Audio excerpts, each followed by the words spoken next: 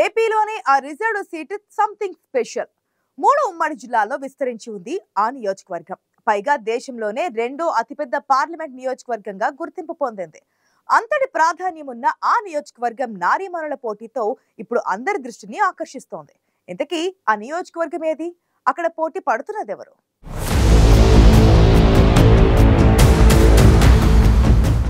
అరకు పేరు చెప్పగానే అందరికీ గుర్తొచ్చేది ప్రకృతి అందాలు. ఆంధ్ర ఊటీగా పేరున్న పర్యాటక ప్రాంతం. ప్రపంచ ప్రఖ్యాతిగాంచింది అరకు కాఫీ. ఇన్ని ప్రత్యేకతలున్న అరకు పార్లమెంటు నియోజకవర్గ పరిధిలో ఈసారి హోరాహోరీ పోరు నడుస్తోంది. విపక్ష కూటమి నుంచి బీజేపీ అభ్యర్థిగా మాజీ ఎంపీ కొత్తపల్లి గీత, అధికార పార్టీ వైసీపీ నుంచి శెట్టి తనుజరాణి ఎంపీ అభ్యర్థులుగా తలపడుతున్నారు. గురూజీ రామ్ నారాయణ్ జీ ప్రపంచ ప్రఖ్యాత జ్యోతిష్యులు ఇప్పుడు మన హైదరాబాద్ లో ఎటువంటి సమస్యలకైనా తక్షణ పరిష్కారం చేయబడును. సంప్రదించండి 96651137 9000004357.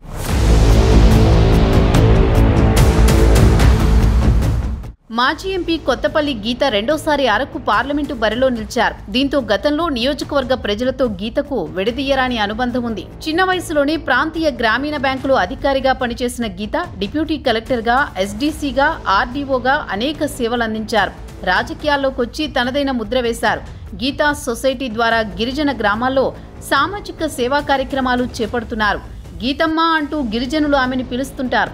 ఆమెను మళ్లీ గెలిపించుకుంటామంటున్నారు అరకు గిరిజనులు. అరకు ఎంపీ అభ్యర్థిగా సాలూరు, రంపచోడవరం, పార్వతీపురం ప్రాంతంలో ఎన్నికల ప్రచారం ప్రారంభించిన గీతకు ప్రజలు బ్రహ్మరథం పట్టారు. తాజాగా ఆమె రంపచోడవరం, మారేడుమిల్లి ప్రాంతాల్లో పార్టీ శాసనసభ అభ్యర్థులతో కలిసి ప్రచారం నిర్వహిస్తున్నారు. ఒక విధంగా ప్రత్యర్థి శెట్టి తనుజరాణి కంటే కొత్తపల్లి గీత ప్రచారంలో ముందున్నారని చెప్పాలి.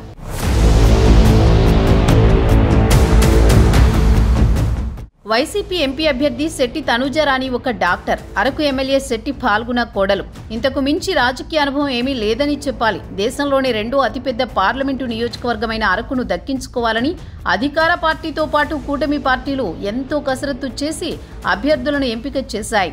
బీజేపీ ఉపాధ్యక్షురాలిగా ఉన్న మాజీ ఎంపీ కొత్తపల్లి గీతను ఎప్పుడో ఏడాది క్రితమే అరకు ఎంపీగా పోటీకి సిద్ధంగా ఉండాలని బీజేపీ పెద్దలు చెప్పారు. దీంతో గీత గిరిజనులతో తనకున్న అనుబంధంతో ఆత్మీయ సమావేశాలు నిర్వహించారు. బీజేపీ రాష్ట్ర అధ్యక్షురాలు పురంధేశ్వరితో కలిసి అరకు పార్లమెంటు నియోజకవర్గ పరిధిలో విస్తృత పర్యటన చేశారు. అయితే తనుజరాణి మాత్రం వైద్య వృత్తిలో తన పని తాను చేసుకుంటూ ఉన్నారు.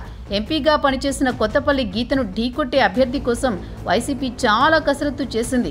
సిట్టింగ్ ఎంపీ మాధవికి తిరిగి టికెట్ ఇస్తే కొత్తపల్లి గీత మీద గెలిచే అవకాశాలు లేవని సర్వేలో తేలడంతో మొదట పాడేరు ఎమ్మెల్యే భాగ్యలక్ష్మిని పార్లమెంట్ ఇన్ఛార్జిగా ప్రకటించారు. కానీ చివరికి ఎవరూ ఊహించని విధంగా తనుజరాణిని అభ్యర్థిగా ప్రకటించడంతో పార్టీ నాయకులు కంగుతిన్నారు.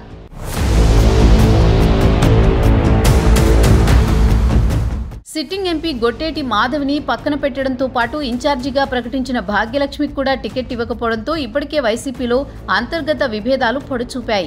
ఈ నేపథ్యంలో ఎమ్మెల్యే ఫల్గుణ కోడలిని అరకు పార్లమెంటు వైసీపీ అభ్యర్థిగా ప్రకటించారు. అప్పటి నుంచి ఆమె ప్రచారం ప్రారంభించింది కూడా లేదు. ఉత్తరాంధ్ర వైసీపీ ఇన్ఛార్జి వైవి సుబ్బారెడ్డి అరకు వెళ్లి ఈ మధ్య కార్యకర్తలతో ఆత్మీయ సమావేశం నిర్వహించారు.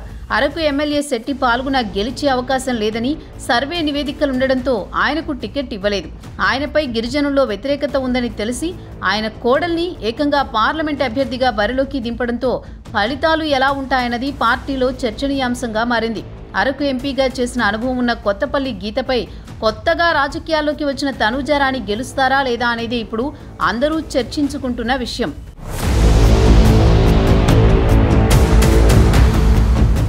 ఎన్డీఏ కూటమి అభ్యర్థిగా కొత్తపల్లి గీతను ప్రధాని మోదీ ఏరికోరి ఎంపిక చేశారని పార్టీ వర్గాలు చెబుతున్నాయి. గీత సారథ్యంలోనే మారుమూల గిరిజన గ్రామాలు అభివృద్ధి సాధిస్తాయనే నమ్మకంతోనే టీడీపీ, జనసేన అభ్యర్థుల్ని ఒప్పించి మరీ ఏపీలో అధికార వైసీపీని ఢీకొనే సత్తా ఉన్న మహిళగా ఆమెకు అవకాశమిచ్చారని కార్యకర్తలు చెబుతున్నారు. అతిపెద్ద పార్లమెంటు నియోజకవర్గమైన అరకులో గీత ఎంపీగా ఎవరూ తిరగని ప్రాంతాల్లో తిరిగి గిరిజనులకు చెందిన సమస్యలెన్నో పరిష్కరించారని చెబుతారు. గిరిజనులు ఎదుర్కొంటున్న తాగునీటి సమస్య విషయంలో తాను ఎంతో ప్రత్యేక శ్రద్ధ తీసుకుని గీతా సొసైటీ ద్వారా వందలాది బోర్లు వేయించారని ఇప్పటికీ అరకు గిరిజన ప్రాంతాల్లో చెబుతారు.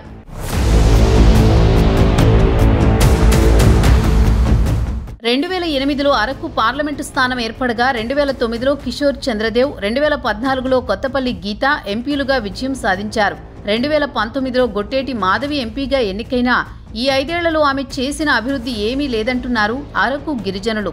ఉత్తరాంధ్ర జిల్లాలతో పాటు తూర్పు గోదావరిలో రంపచోడవరం ప్రాంతం పరిధిగా ఉన్న ఎంపీ స్థానంలో మహిళా సాధికారత కోసం కొత్తపల్లి గీత ఎప్పటి నుంచో పోరాడుతున్నారు.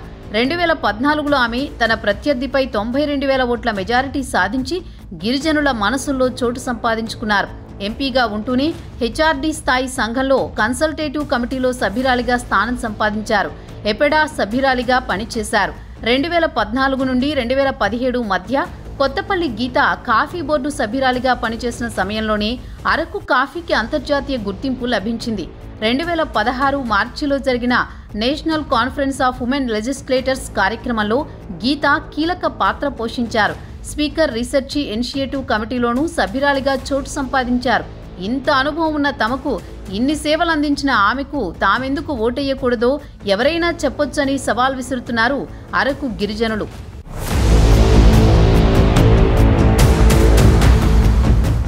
కొత్తపల్లి గీత ఎంపీగా ఉన్న సమయంలో కేంద్రాన్ని ఒప్పించి అరకు నియోజకవర్గానికి అనేక నిధులు సాధించారు. పాలకొండ, పార్వతీపురం, అరకు, పాడేరు, రంపచోడవరం, కురుపాం, సాలూరు నియోజకవర్గాల అభివృద్ధికి ఎంతగానో పాటుపడ్డారు. ఈ క్రమంలో ఆమె సాక్షాత్తు ప్రధాని మోదీనే ఒప్పించగలిగారు. చేసింది చెప్పడం, చేసేలా ఒప్పించడంలో గీత విజయం సాధించారని చెప్పాలి. ఎందుకంటే మరే ఎంపీకి సాధ్యం కాని రీతిలో కొత్తపల్లి గీత అనేక మార్లు ప్రధాని అపాయింట్మెంట్ సాధించి అభివృద్ధి, సంక్షేమం కోసం నిధులు రాబట్టుకున్నారని చెప్పాలి. ఇప్పుడున్న పరిస్థితుల్లో గీతను మరో మాట లేకుండా రెండోమారు ఎంపీగా గెలిపించుకుని గిరిజన గ్రామాల్ని మళ్లీ అభివృద్ధి బాటలో పయనించేలా చేసుకుంటామంటున్నారు అరకు గిరిజనం.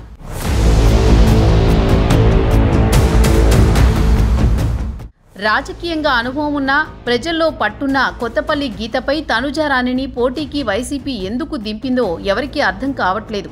చాలా మంది అభ్యర్థులను పరిశీలించాకే తనుజని ఫైనల్ చేసింది పార్టీ అధిష్టానం. కొత్తపల్లి గీతపై పోటీ చేసేందుకు కొందరు నేతలు ముందుకు రాలేదని చెబుతున్నారు. మరోవైపు అధికార పార్టీలో సిట్టింగ్ ఎంపీ మాధవికి అరకు ఎమ్మెల్యే టికెట్ ఇచ్చి అక్కడ క్యాడర్ ఒప్పుకోవడం లేదని తిరిగి క్యాన్సిల్ చేశారు. అదేవిధంగా పాడేరు ఎమ్మెల్యే భాగ్యలక్ష్మిని అరకు ఎంపీ అభ్యర్థిగా పోటీ చేయమని చెప్పి తర్వాత తూచ్ అనేశారు. దీంతో వారిద్దరూ పార్టీ తీరుపై తీవ్ర ఆగ్రహంతో ఉన్నారు. ఒకవైపు కూటమి అభ్యర్థిగా కొత్తపల్లి గీత పోటీ చేస్తుంటే మరోవైపు వైసీపీలో టికెట్లు రాని నేతల మద్దతుదారులు ఎంపీ అభ్యర్థికి ఎంతవరకు మద్దతిస్తారు అనుమానమే. తప్పదన్నట్లు మొక్కుబడిగానే మాజీలు ప్రచారంలో పాల్గొంటున్నారు.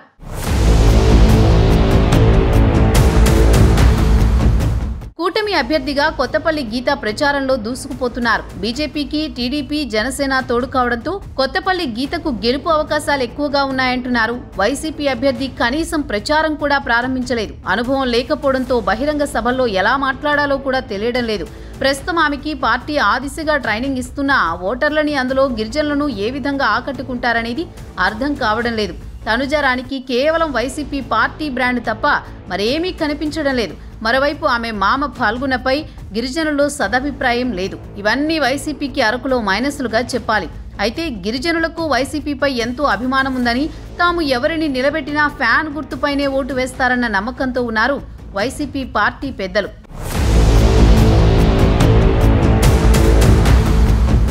కూటమి అభ్యర్థి కొత్తపల్లి గీత బీజేపీ నుంచి పోటీ చేస్తుండటంతో ఆ గుర్తు అరకు ఓటర్లకు కొత్త అనే చెప్పాలి. గిరిజనులకు కమలం పువ్వు ఏ స్థాయిలో రీచ్ అవుతుందో చూడాలి.